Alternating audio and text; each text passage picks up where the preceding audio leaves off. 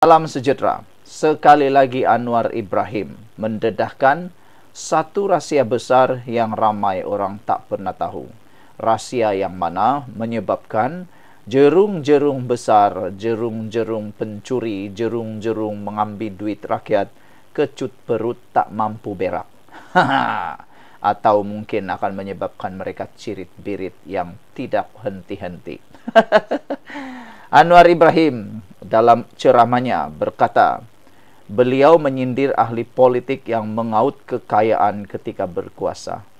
Inilah yang paling kita benci. Dia belum kaya kalau belum jadi berkuasa. Orang itu belum kaya kalau belum berkuasa. Paling kita geram, ada orang yang menyatakan kalau belum ikut politik masih miskin. Selepas terjun dalam dunia politik, tiba-tiba kaya. Disitulah menimbulkan persepsi yang pelbagai daripada kalangan rakyat.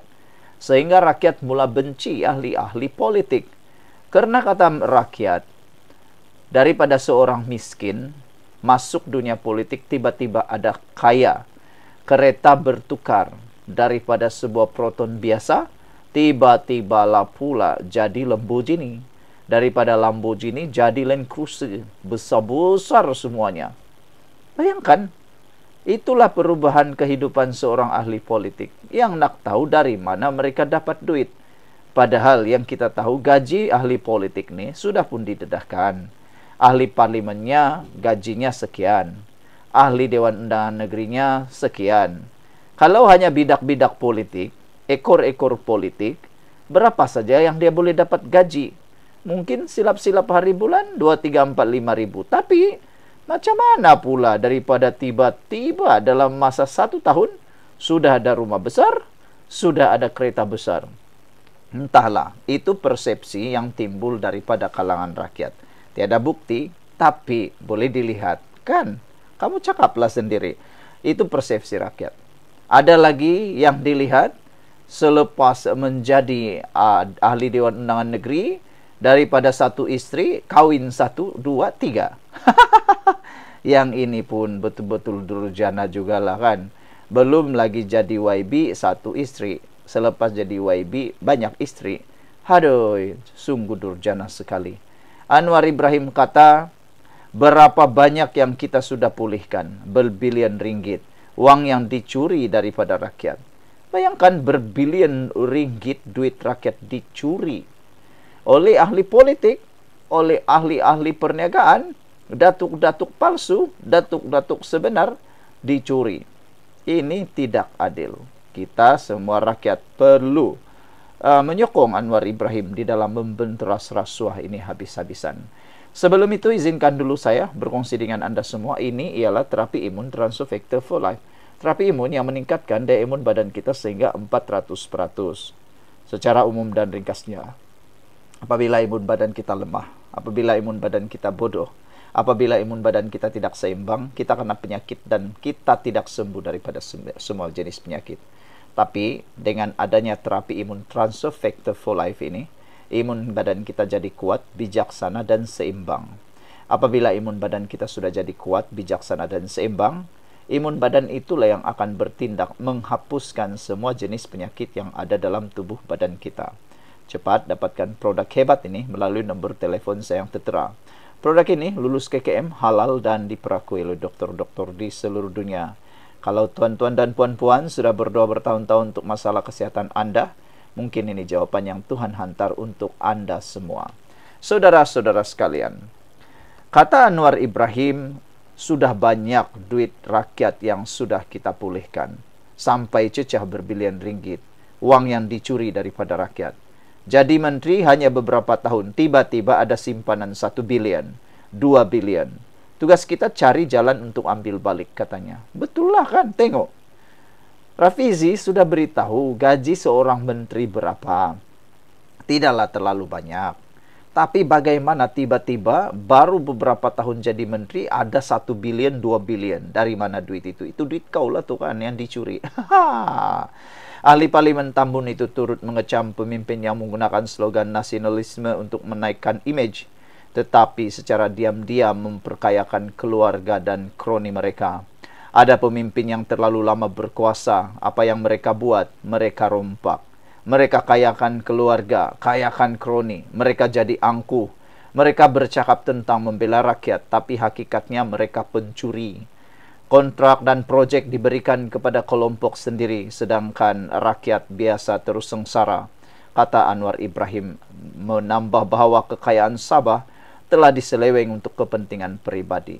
Balak, tanah, semuanya dicuri. Kekayaan Sabah dijarah dan dibahagikan hanya kepada segelintir. Sebab itu rakyat kekal miskin, sementara mereka yang berkuasa hidup mewah lagi, kata Anwar. Menyentuh slogan Sabah untuk orang Sabah, Anwar menegaskan bahwa integriti diperlukan untuk melindungi hak negeri itu dan bukan sekadar retorik. Sekian untuk kali ini. Jangan lupa tinggalkan komen Anda. Bye-bye. Salam sejahtera. Terima kasih karena bersama dengan saya di Nazilin Unity Channel. Saudara-saudara sekalian, Anwar Ibrahim akhirnya menunjukkan belang sebenar beliau. Macam yang saya kata sebelum ini, Anwar ini memang hebat.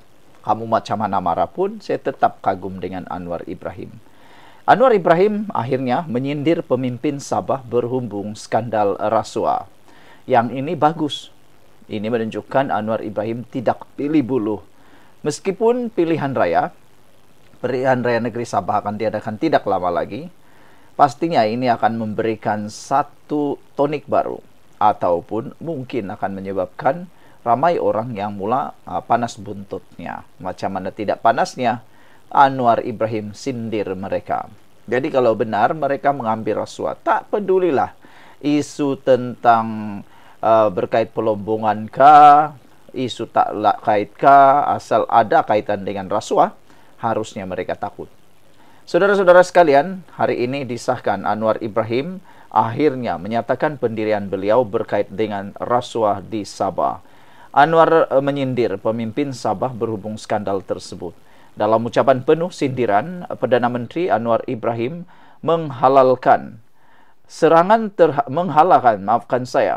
telah mengalahkan sindiran terhadap serangan terhadap elit politik korup di Sabah yang dilihat banyak pihak ditujukan kepada Gabungan Rakyat Sabah GRS yang kini terpalit dengan skandal perlombongan.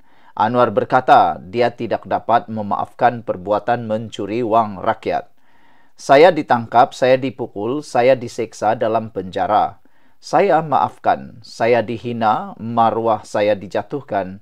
Saya maafkan, kata Anwar. Tapi, kalau Anda curi wang rakyat, kalau Anda ambil berbilion milik rakyat, saya tidak boleh maafkan, katanya ketika berucap di Dewan Pin Sempuruan, Kampung Kebuni Inanam di hadapan kira-kira 200 orang. Sebelum kita teruskan ulasan ini, jangan lupa tinggalkan komen Anda dengan tanda pagar kami benci pencuri. Sebelum itu, izinkan dulu saya berkongsi kepada Anda semua. Ini ialah terapi imun Transfer Factor for Life, terapi imun yang meningkatkan daya imun badan kita sehingga 400%. Secara umum dan ringkasnya, apabila imun badan kita lemah, apabila imun badan kita bodoh, apabila imun badan kita tidak lagi bertindak dengan kuat dan seimbang, kita kena penyakit dan sukar sembuh daripada penyakit. Tetapi terapi imun ini mengajar, mendidik, menguatkan, dan menyeimbangkan imun badan kita. Apabila imun badan kita sudah jadi seimbang dan kuat, kita sembuh daripada semua jenis penyakit. Cepat dapatkan produk hebat nih melalui nombor telepon saya yang tertera. Produk ini lulus KKM, halal, dan diperakui oleh dokter-dokter di seluruh dunia. Kalau Anda sudah berdoa bertahun-tahun untuk masalah kesehatan Anda, mungkin ini jawaban yang Tuhan hantar untuk Anda semua. Saudara-saudara sekalian, turut hadir dalam majelis itu ialah Ketua Menteri Sabah Haji Jinor yang juga antara individu yang disebut-sebut terlibat dalam skandal berkenaan. Anwar turut menyebut bahawa SPRM telah bertindak atas berita terbaru mengenai dakwaan ke atas pemimpin Sabah. Walaupun tidak menyebut nama, pernyataan itu dilihat merujuk kepada timbalan Ketua Menteri 1 Sabah Jeffrey Kittingan yang disoal siasat SPRM semalam berhubung dakwaan menerima 1.78 juta berkaitan dengan lesen pelombongan. Ada berita baru, segera SPRM bertindak.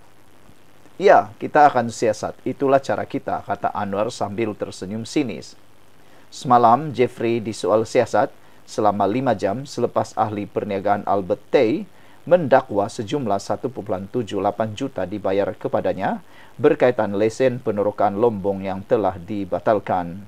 Tay mendakwa jumlah itu adalah bayaran terbesar daripada mana-mana ahli politik yang dikaitkan dengan skandal tersebut malah diserahkan dalam serta satu pertemuan di sebuah restoran makanan laut di Kuala Lumpur pada Oktober 2024. Bagaimanapun, Jeffrey Kitingan telah pun menafikan dakwaan tersebut dan beliau berkata dia tidak benar-benar ingat perbualan tersebut.